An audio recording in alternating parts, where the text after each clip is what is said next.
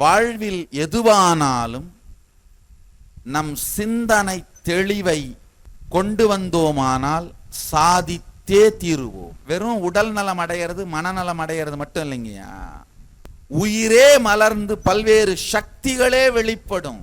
ஆத்திகர்கள்னு சொல்லிக்கிற சில லூசுங்க.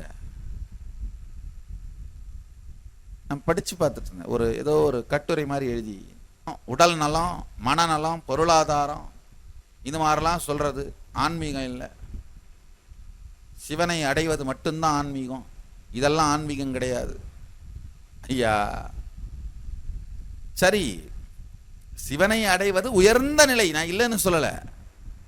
இப்போ அதுக்காக உடம்பு சரியில்லாமல் போச்சு, இல்லை வாழ்க்கையில் வேற ஏதாவது பொருளாதார வளம் வேணும், இல்லை உடல் நலம் வேணும் மனநலம் வேணும்னா சிவனை கேட்காம வேற எவனை போய் கேட்கறது? அதுக்கு வேற ஒருத்தங்கிட்டே போக முடியும்? ஞான சம்பந்த பெருமானே படிக்காசு வேணும்னு பெருமானத்தான் கேட்டாரு. உன் பதம் வேண்டுமானாலும் படிக்காசு வேண்டுமானாலும் வாய்க்கு கஞ்சி ஊற்ற படி அரிசி வேண்டுமானாலும் உன்னிடம் மட்டும்தான் கை நீட்டுறது, வேற யார்கிட்ட போய் கை நீட்டுறது? கைலாசாவின் நவராத்திரி திருவிழா கொண்டாட்டங்களில் இணையுங்கள். சேனலை சப்ஸ்கிரைப் செய்யுங்கள்.